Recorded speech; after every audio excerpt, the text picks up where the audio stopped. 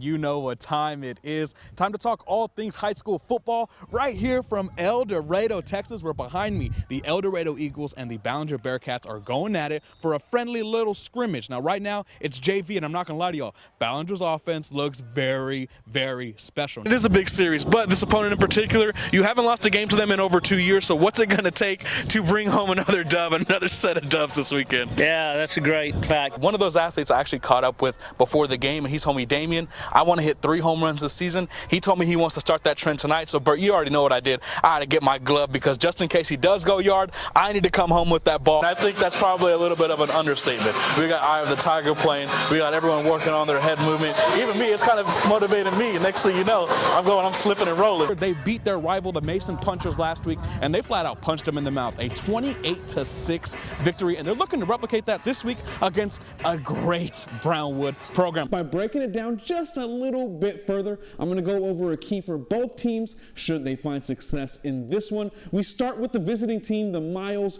Bulldogs. Their biggest key for success has got to be stopping the violent run game of the Sonora Broncos. Now, how do they do that? Well, they're going to do it by winning at the point of attack. You see here, whether it's those in the trenches or the linebackers behind them, they have to meet the running back at an angle and make that tackle. At just 9 years old, Jay the Nightmare Barron has loads of potential in the sport of boxing. And now he even has a shot at more history when he competes at nationals.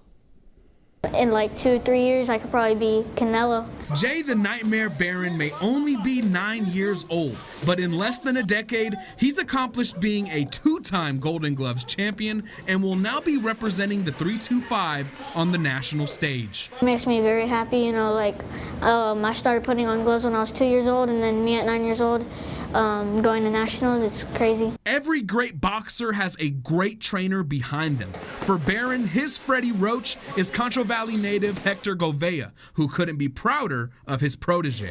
Double up on it. Double up on it. Let's go. That's what really makes him the boxer that he is today. It's all him.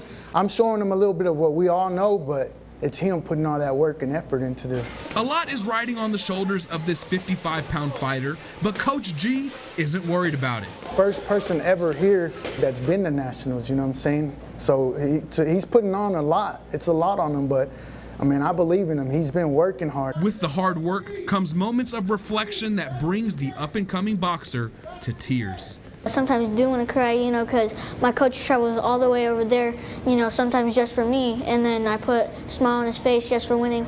Behind the tears of joy comes ferocity in the ring, and I had to see for myself what Jay's opponents feel when the leather gets swinging. 1, 2, 3. Luckily for me, taking punches from the 9-year-old Nightmare isn't in my future, but both Jay and his coach believe their future together entails professional boxing competition. I just started January last year, so it's really a good thing that I really see myself doing. Pro champion, bro. If he stays at it, I told him, look at Gervonta at 7. He started training. This kid started training 5, I want to believe, 5 or 4 when he started training. And he got brought over here, and, you know, we're taking that next step, pushing it. And when he turns 11, man, he's going to be cold. He's going to be good. The Nightmare and his team will be traveling to Wichita, Kansas in the coming weeks to compete for the national crown in the 55-pound division. May 5th marks 43 years since pro wrestling made one of their first pit stops at the Taylor County Coliseum. Even cooler, I found the original flyer for the event. Now, the main event was the Great Kabuki, and you may ask, who are they getting at number 1? Well, that'll be the guy that's outlined in red that you're going to see on your screen here, Macklin Celebrini out of Boston University. Shout out to John Kirby. His 59 points this season for the Terriers ranks 3rd all-time at his age in D1 hockey history. Rather than have you squint your eyes and try to see it, I actually enlarged it for you on your TV, so let's go ahead and roll that tape. Now, the Cowboys are in a 4 wideout set against the Rams' cover 3 defense. The Rams will be focusing on not letting anything go over their heads here. For Lance, you'll see the edge win his rep and nearly get to him. A beautiful deep ball. Let's have a quick moment of silence. Look at this. Oh my goodness, absolutely beautiful down the sideline. Permian Garcia is going to link up with Tyron Williams for another score. And he is gone. That looks like Miles Austin back in 2011 for my Cowboys fans out there. Now, second quarter, Bears down 10-zip. Mark Rippon, no, his son Brett Rippon slings it to Colin Johnson for a 20-yard touchdown. Now, this game for the Bobcats is a big one. It's their first game in district play, but even a little bit more special is this is the game that the San Angelo community deemed to be in honor of their fallen teammate, Brandon Garza.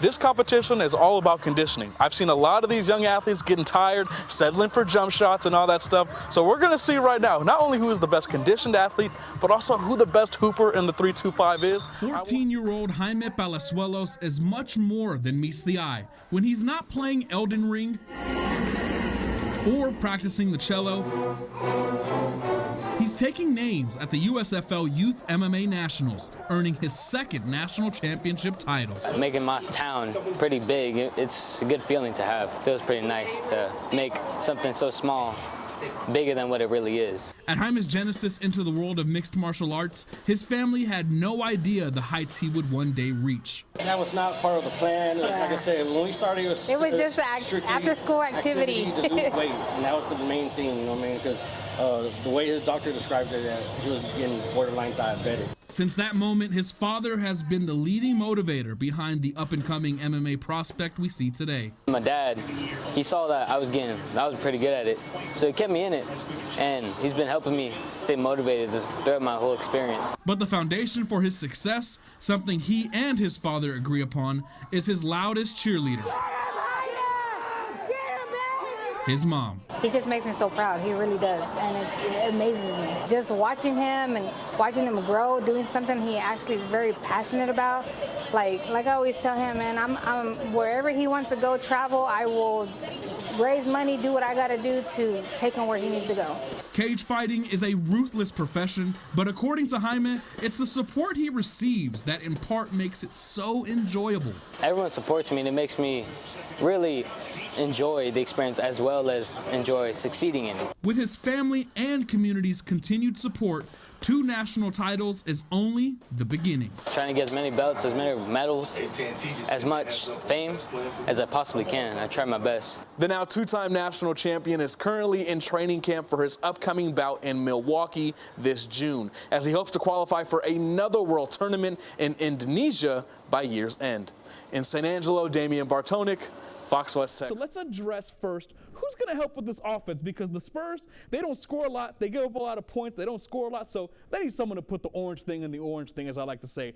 D-Dog, play that VO real quick. I'm going to show you who the Spurs should take at number 4 overall. Guy circled in red right there. But where they struggle is actually from the restricted area, particularly at the rim and from the mid-range. So what the Mavericks are going to have to do is force the Clippers to shoot those mid-range shots, and particularly shoot those shots in the paint at the rim. Now you're going to ask me, well, Damien, how are they going to do that? Well, they're going to do something called funnel or forcing middle, which Guyton outlined in white is blocking weak side on this running play. As you see, his hands end up on the outside shoulder pad of the edge defender, and in the NFL, y'all, that is a hold 10 times out of 10. You're in a unique spot because you're not the champion, you don't have the belt, but mentally, how do you kind of make that switch from being a champion and now kind of back on the hunt again?